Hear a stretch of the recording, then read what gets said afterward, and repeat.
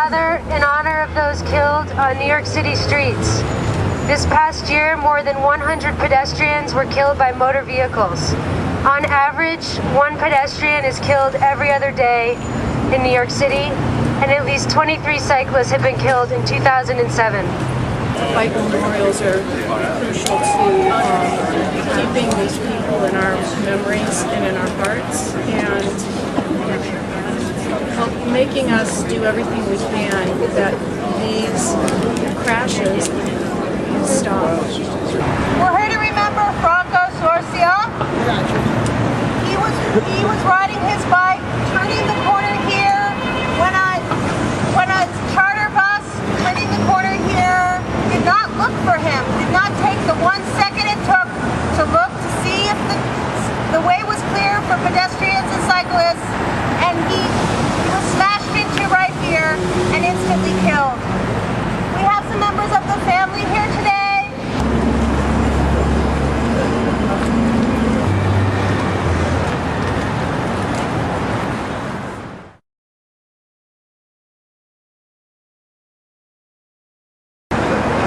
My dad was very safety oriented, so this demonstrates that even with all the precautions one can take, that it takes an awareness from the public, and that's what this is about.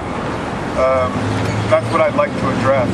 And take advantage of this opportunity to thank everybody involved. I know it would have been meaningful to him, and it's certainly meaningful to us. It helps us feel that there was maybe a reason or a point or something we can gain from this, and if we can save some more lives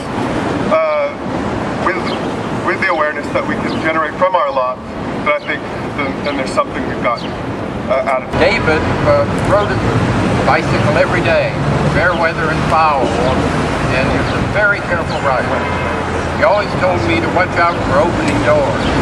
When we're in the car, he always said, "Look, sure you're not open."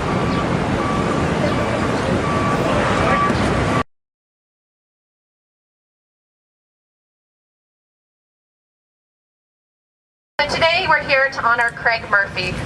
The first thing I'd like to recognize is that this bike was actually put together by Craig's friends using one of his old bikes. So that was something that they organized themselves, and we found that really remarkable. So we'd really like to recognize that and thank them for doing that. Though Craig was only 26, I know that he did a lot in his short life. He worked at the West Harlem Action Network Against Poverty, where he managed a hunger prevention program and organized a local neighborhood CSA. He also volunteered with Right Rides for Women's Safety, where he founded and organized the Safe Walk program in 2006. That program involved an on-call bike patrol who would escort people home. I also learned, reading about him, that he was very well loved by his many, many friends, and that he was very involved in this community right here. Craig was riding home early on the morning of October 18th. He had just dropped off a friend at her home. He had just ridden her home.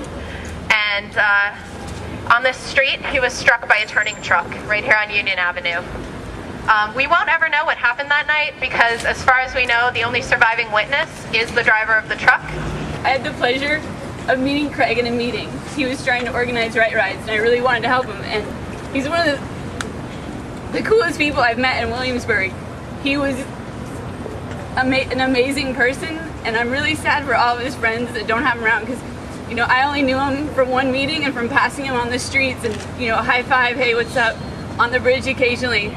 And he was a cool dude, and this world lost an amazing, amazing person. And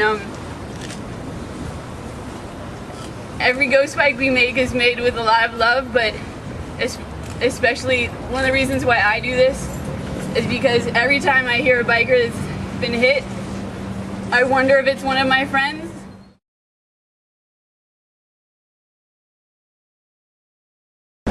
Right now we're at the base of the Manhattan Bridge to honor and remember Sam Hindy.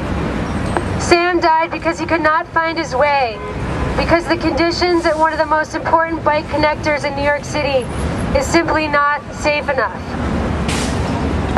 Sam's death is an unimaginable loss to his family and to his friends. It is also a loss to our cycling community and to our city. We're really lucky to have Sam's family here today, his mother Ellen, his father Steve, his sister Lily, his Aunt Caroline.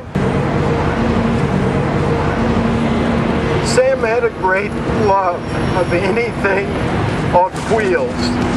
He loved rollerblading, he loved skateboarding, he loved bicycling, and he loved his car. But after moving back to New York from Boston earlier this year, Sam decided to sell his car.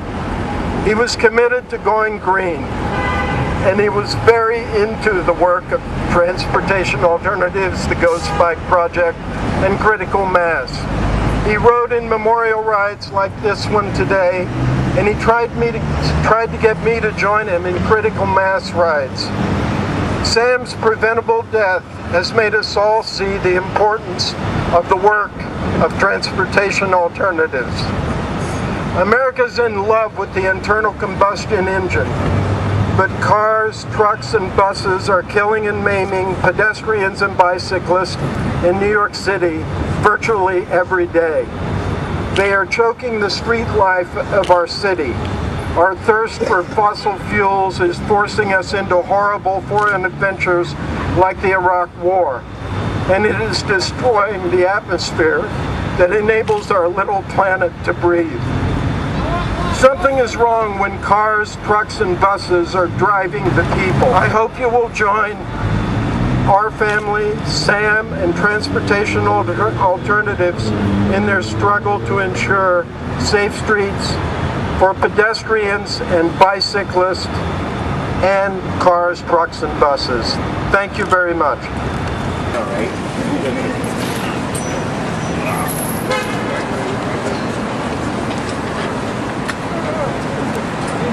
I know, right?